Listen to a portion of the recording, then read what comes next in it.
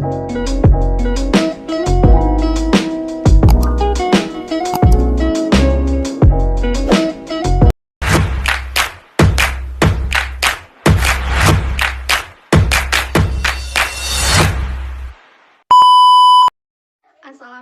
warahmatullahi wabarakatuh. Perkenalkan, saya Severianti dengan NIM 22022114, Program Studi Pendidikan Guru Pendidikan Anak Usia Dini, Fakultas Ilmu Pendidikan, Universitas Negeri Padang. Pada kesempatan kali ini, saya akan menjelaskan terkait materi permasalahan perkembangan aspek kognitif pada anak usia dini.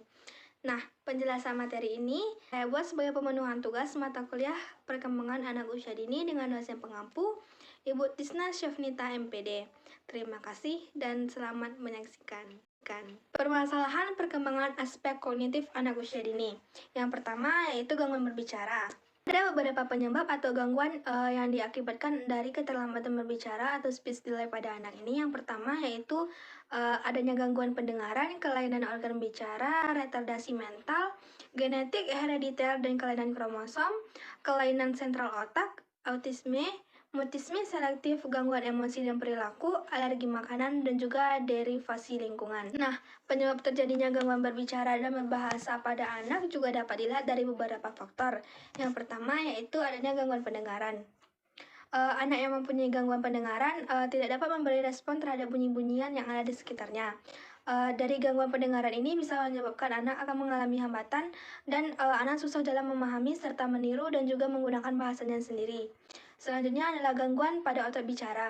Nah, ciri yang paling utama dari gangguan ini adalah anak mengalami gangguan berbicara, yaitu level bicaranya tidak sempurna. Kadang otaknya sudah memerintahkan untuk menjawab dengan benar, tetapi yang keluar dari mulutnya tidak jelas dan tidak sesuai dari apa yang sudah dipikirkannya. Nah, yang selanjutnya adalah keterbatasan kemampuan kognitif. Pada keterbatasan kemampuan kognitif ini, yaitu keterbatasan dalam mempresentasikan objek yang dilihat dalam bentuk image. Bila kemampuan kognitif anak ini terganggu, maka image anak juga akan terganggu. Nah, kemungkinan anak yang mengalami gangguan berbicara biasanya juga akan mengalami kurangnya kemampuan dalam melakukan aktivitas lainnya, seperti memakai sepatu sendiri atau mengancikan bajunya yang akan ia pakai sendiri. Nah, gangguan selanjutnya yaitu mengalami gangguan pervasif, atau biasanya juga disebut dengan anak yang mengalami ADD atau Attention Deficit Disorder. Yang selanjutnya yaitu kurangnya komunikasi serta interaksi dengan orang tua dan juga di lingkungannya. Gangguan yang kedua yaitu adalah gangguan kesulitan berbicara. Selanjutnya adalah gangguan kesulitan berbicara. Nah, dalam artikel yang telah ditulis oleh Rahmat Bustanul Anwar dengan jurnalnya Analisis Kesulitan Belajar pada Matematika Anak Usia Dini.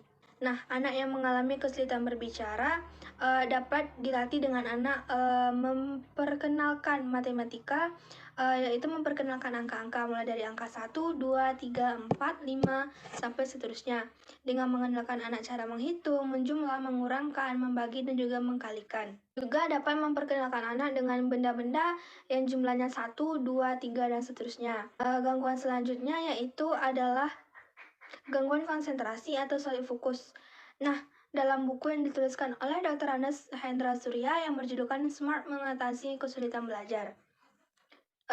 Gangguan pada otak anak yang akan mengalami kesulitan dalam konsentrasi dan fokus terhadap satu perhatian, yang mana 80% anak yang mengalami kesulitan tersebut memperlihatkan kesulitannya dalam berbelajar dan dalam kelainan berperilaku. Faktor-faktor yang dapat menyebabkan gangguan tersebut diantaranya yaitu gangguan eksternal, yang mana gangguan belajar dari luar yang berkaitan dengan indera anak, seperti indera penglihatan, pendengaran, dan juga penciuman. Yang kedua adalah gangguan internal, yaitu gangguan belajar dari dalam diri anak sendiri yang berkaitan dengan gangguan fisik dan juga psikis anak itu tersendiri. Dari gangguan belajar anak yang ada dari dalam diri anak sendiri tersebut juga dapat diakibatkan karena gangguan-gangguan tertentu. Yang pertama, gangguan kesehatan jasmani anak. Timbulnya perasaan negatif seperti perasaan anak gelisah, tertekan, amarah, khawatir, cemas, takut, dan juga dendam. Selanjutnya yaitu adalah lemahnya minat dan motivasi anak dalam melakukan pembelajaran. Dan yang terakhir adalah bersifat pasif dalam belajar. Nah, dengan adanya gangguan-gangguan tersebut, ada beberapa teknik yang dapat dilakukan dalam meningkatkan konsentrasi dalam pembelajaran seorang anak, yaitu Yang pertama, membuat rules. Yang kedua, membuat batasan waktu. Yang ketiga, membuat simulasi rumah seperti sedang berada di sekolah. Yang keempat, membagi waktu belajar anak. Dalam mengatasi kecemasan anak dan juga gangguan-gangguan kecemasan serta fokus anak juga dapat dilakukan dengan cara terapi bermain yang dapat digunakan selama proses anak melakukan terapi dan dapat membantu anak dalam fokusnya maupun dalam pembelajarannya. Yang pertama adalah symbolic play techniques, yaitu symbolic play technique adalah permainan simbolis yang membuat anak dapat mengeluarkan segala emosi-emosi negatifnya atau kecemasannya, serta tekanan-tekanan yang ada dalam diri anak melalui permainan tersebut. Yang kedua yaitu play technique using natural, adalah bermainnya menggunakan bahan-bahan alami yang berada di sekitar rumah atau di alam luas. Dengan bahan-bahan natural, anak akan merasa menyatu dengan alam, seperti menggunakan pasir, batu, dedaunan, dan lain-lainnya. Yang ketiga adalah drawing and art technique, yaitu peluapan emosi anak yang salah satunya berupa kecemasan atau katarsis yang sangat efektif bila dilakukan dengan cara melukis, menggambar, yang dimana dalam teknik tersebut terdapat proses terapi. Yang keempat adalah storytelling, role playing, and imagery technique, yang mana cara tersebut dapat mengeluarkan kecemasan atau konflik-konflik yang ada dalam diri anak tersebut dengan cara melakukan hal tersebut dapat menghilangkan kecemasan anak, beradaptasi melalui cerita, bermain peran, dan berimajinasi.